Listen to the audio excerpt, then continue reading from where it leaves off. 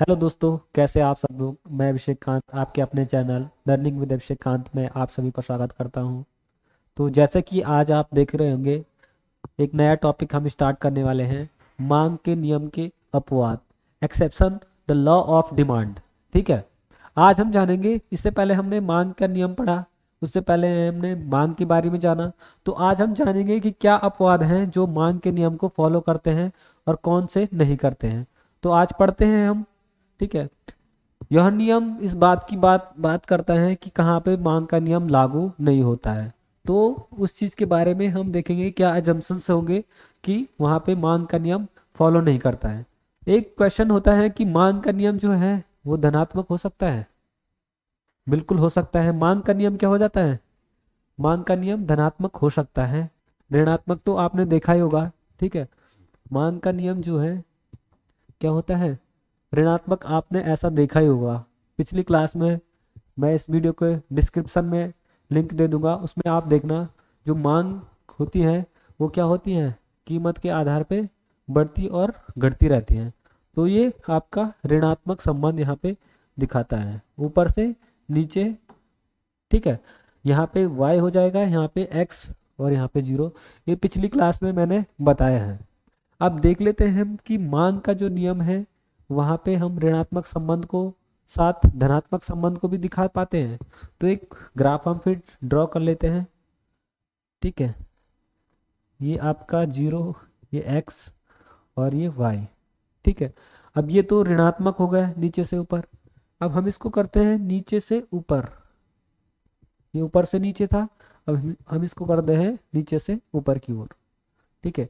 तो आप देख रहे होंगे जैसे यहाँ पे ऋणात्मक संबंध ऊपर से क्या आ रहा है, कोई चीज ऊपर से नीचे आ रही है। मेरे पास 1000 रुपये थे, और मैं धीरे धीरे करके 300 400 और वैसे वैसे करके एकदम 200 पे आ गया।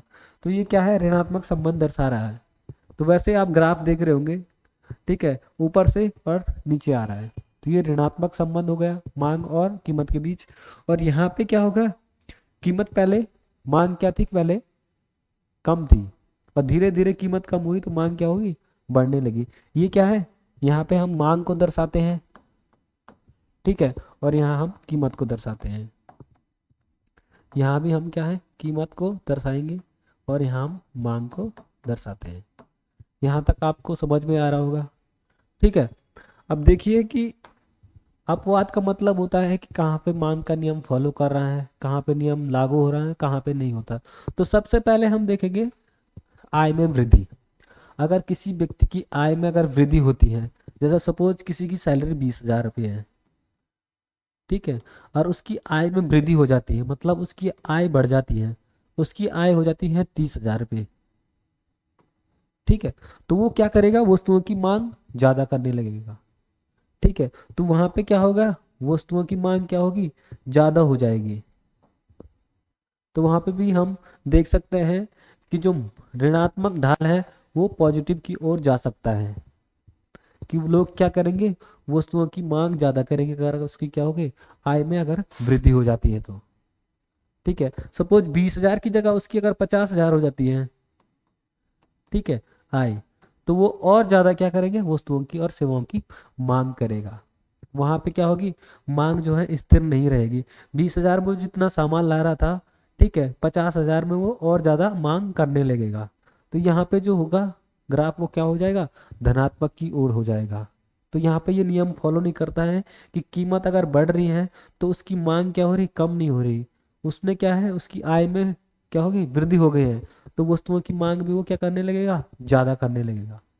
ठीक है। पहले वो 10 वस्तुएं खरीद रहा था, अब क्या करने लगेगा? वो धीरे धीरे 15 17 और 20 ऐसी वस्तुएं वो खरीदने लगेगा। वहां पे क्या होगी?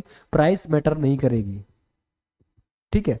अब देख लेते हैं हम दूसरा पॉइंट। गिफिन वस्तुएं, इसको बोलते हैं हम घटिया वस्तुएं। ठीक है। अब देखिए, अगर किसी की सैलरी 20,000 से 50,000 हो जाती है। ठीक है। तो जो वो 50 रुपए की अगर थाली खा रहा था खाना, ठीक है, नॉर्मल खाना, 4 रोटी सब्जी दाल, ठीक है, चावल। तो वो क्या करेगा? उसकी सैलरी अगर 20,000 से बढ़ के 50,000 हो जाएगी तो वो क्या करेगा? अन्य वस्तुओं को भी खरीदने लगेगा। वो 50 वाली थाली ना खा के 100 रुपए की थाली या 150 रुपए की थाली खाने लगेगा।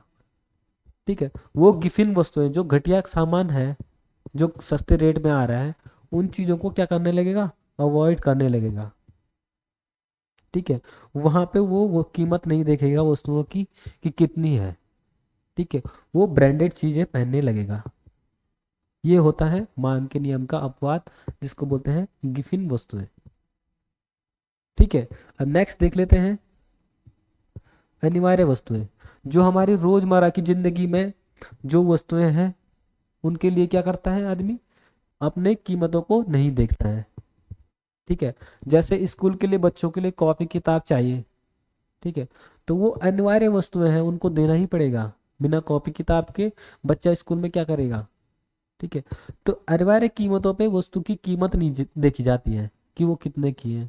1500 रुपये में अगर बच्चे का पूरा किट आ रहा है कॉपी किताब का, तो वहाँ पे आपको 1500 देने ही पड़ेंगे। ठीक है। कि यहाँ पे ऐसा नहीं होगा कि मैं 2 किताबें कम लेता हूँ या 2 बुक्स और कम लेता हूँ।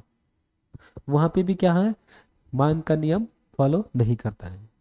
तो हमने अनिवार्य वस्तुएं में जाना एक एग्जाम्पल से कि बच्चे का स्कूल है, वो स्कूल में जा रहा है, उसकी जो अनिवार्य वस्तुएं हैं, रबड़, पेंसिल, बुक्स, वो उसको चाहिए ही चाहिए होगी, वो देने ही पड़ेंगे। ठीक है। तो वहाँ पे भी क्या होगा, कीमत जो होगी वो मैटर नहीं करेगी। अब नेक्स्ट देख लेते हैं भविष्य में मूल्य घटने और बढ़ने की संभावना। अगर देखिए मूल्य अगर बढ़ या घट जाता है, तो मैंने पिछली क्लास में बताया था एक एग्जाम्पल से के दौरान कि 10 लाख की कार थी। ठीक है। उसका रेट बढ़ जाता है। ठीक है। उसका रेट 20 लाख हो जाता है। ठीक है। तो वहाँ पे क्या है, लोग मांग नहीं करेंगे उसकी। यहाँ पे लिखा है मूल्य घटना। ठीक है। अगर उसका कीमत घट जाता है 9 लाख, ठीक है, तो यहाँ पे वस्तुओं की मांग क्या होगी, ज़्यादा होगी। लोग वस्तुओं की क्या करेंगे, मांग ज़्यादा करेंगे। बट जब यहाँ पे आय में अगर वृद्धि हो जाती है उसकी, 50 से 70 80 हज़ार वो रुपये ज़्यादा कमाने लगता है, तो यहाँ पे वो मूल्य को नहीं देखता है कि मूल्य कितना गिरा, कितना ज़्यादा हुआ। समझ रहे। यहाँ पे तो हमने जाना कि वो 10 लाख उसकी कार की कीमत थी, तो वो नहीं ले रहा था। ठीक है। बट उसके प्राइस अगर बढ़ रहा है, ठीक है, प्राइस लेगा, उसको जो वस्तु चाहिए वो उसको लेगा। ठीक। अब देखते हैं हम आगे। ठीक है। अब आगे देख लीजिए दुर्लभ वस्तुएं होने की आशंका। दुर्लभ वस्तुएं मतलब जो काफी महंगी और ऐसी वस्तुएं जो खत्म होने वाली हैं। ठीक है। तो वहां पे भी कीमत नहीं देखी जाएगी कि कीमत कितनी है। वहां पे हमें क्या है, वस्तुओं को लेना ही लेना है। ठीक है। अगर कोई राजा है, ठीक है, कोई राजा है, उसका कोई मुकुट है, ठीक है, और वो ऐसी दुर्लभ वस्तु है, मतलब अब देखने को नहीं मिल रही है, तो वहाँ पे कोई रिच पर्सन होगा, वो उस वस्तु को जरूर खरीदेगा। वो पैसे को नहीं देखेगा कि मुझे कितना पैसे वहाँ पे देने हैं। ठीक है। तो यहाँ पे भी मांग का नियम लागू नहीं होता है। अब 6 देखते हैं झूठी शान दिखाना। ठीक है। झूठी शान दिखाने का मतलब क्या है कि कोई अमीर आदमी है, ठीक है, उसको ये फर्क नहीं पड़ता ये वस्तु कितने की है। ठीक है। ये कपड़े कितने के हैं वो मैटर नहीं करता है। ठीक है। कोई रिच आदमी है, उसको ये फर्क नहीं पड़ता ये कपड़े कितने के हैं, ठीक है, ये कार कितने की है, और ये सामान जो भी उनको चाहिए, वो क्या करते हैं, झूठी शान दिखाते हैं। महंगे से महंगे कपड़े पहन लेते हैं, महंगे से महंगे जूते पहन लेते हैं। ठीक है। और बड़ी बड़ी कार में क्या करते हैं, घूमते हैं। तो उनके लिए पैसे की कोई क्या नहीं है, वैल्यू नहीं है, चाहे पैसा कितना भी बढ़ जाए। ये 10 हज़ार के कपड़े अगर 25 हज़ार भी हो जाए, 30 हज़ार भी होंगे, वो जरूर उसको सेल करेंगे। 10 लाख की जगह 25 लाख कार की कीमत चाहे 1 करोड़ भी हो जाए, तो जो बड़े लोग होंगे, मतलब रिच पर्सन जिनको बोलते हैं, ठीक है, वो इन वस्तुओं को जरूर फॉलो करेंगे। वो अपनी शान दिखाने के लिए क्या करेंगे, वस्तुओं को जरूर खरीदेंगे। अब देख लेंगे, अब देखते हैं फैशन, रुचि व व्यवहार बदलने पर। अब देखिए आपने देखा होगा जैसे आजकल ट्रेंड चल रहा है, चौड़ी जीन्स फिर से आ गई है। ठीक है। तो वहाँ पे अगर आपका जो फैशन है वो बदल जाता है, ठीक है, तो वहाँ पे क्या करते हैं लोग, नए नए कपड़े ले लेते हैं। ठीक है। फैशन के अकॉर्डिंग। अब उस फैशन के अकॉर्डिंग कपड़ों का रेट चाहे 15 हज़ार से शुरू हो, ठीक है, चाहे 20 हज़ार से शुरू हो, तो लोग अपने रुचि के अकॉर्डिंग क्या करते हैं, प्राइस को नहीं देखते हैं, अपनी मांग को देखते हैं, मुझे ये ज़रूरत की चीज़ लग रही है, मुझे इसको परचेज करना ही करना है, तो यहाँ पे भी मांग का नियम लागू नहीं होता है। ठीक है, चाहे लोग कैसे भी रह लें, वो अपनी संतुष्टि के लिए, अपने रुचि के लिए कुछ ना कुछ वस्तुएं, उनकी कीमत कितनी भी क्यों ना हो, वो जरूर उसको खरीदेंगे। अब नेक्स्ट देख लेते हैं। ठीक है, देखिए हमने अजम्पशन के बारे में पढ़ा, मांग के नियम के बारे में, कि कहाँ कहाँ पे मांग का नियम फॉलो नहीं होता है। अगर इसको फिर रिवाइज कर लेते हैं, आय में कमी, अगर आय कम ज़्यादा होती है तो वहाँ पे भी क्या होता है, मांग का नियम लागू नहीं होता है। सेकंड है, यहाँ पे ये मिस्टेक हो रखी है, आय में वृद्धि होगा यहाँ पे। ठीक है, यहाँ पे होगा आय में वृद्धि। गिफिन वस्तुएं, गिफिन वस्तु मतलब घटिया वस्तुएं, अगर आय बढ़ेगी तो व्यक्ति क्या करेगा, घटिया वस्तुओं को नहीं लेगा। ठीक है, चाहे उसकी कीमत कितनी भी हो, वो अच्छी वस्तुओं को लेगा।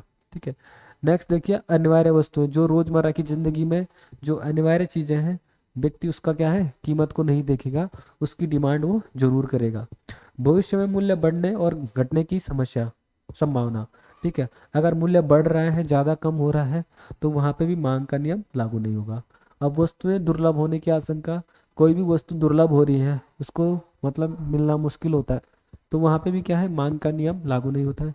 झूठी शान, मैंने बता दिया आपको, कोई रिच पर्सन है, उनके लिए मैटर नहीं करता है ये कपड़ा कितने का है, जूता कितने का है, ये कार कितनी है, जितना होगा वो उतना पेमेंट उस पर कर देते हैं, वहाँ पे मांग में क्या होती है, कमी नहीं आती है। फैशन के अकॉर्डिंग लोग क्या करते हैं, वस्तुएं पहनना शुरू करते हैं, अपनी ज़रूरतों को क्या करते हैं, फैशन के अकॉर्डिंग करते हैं, वहाँ पे भी कीमत का क्या नहीं होता है, वहाँ पे भी कीमत का कोई वैल्यू नहीं होती है। तो इसी के साथ आज हमने जाना कि मांग के नियम की क्या क्या अपवाद है, क्या क्या अजम्पशन है, कैसे कैसे यहाँ पे मांग का नियम लागू नहीं हो रहा। मैंने आपको स्टार्टिंग में दिखाया कि जो मांग का नियम है, कहाँ पे ऋणात्मक और कैसे धनात्मक होता था। ठीक है, तो आई होप कि आप लोगों को ये क्लास समझ में आई होगी। ठीक है, मिलते हैं नेक्स्ट वीडियो में।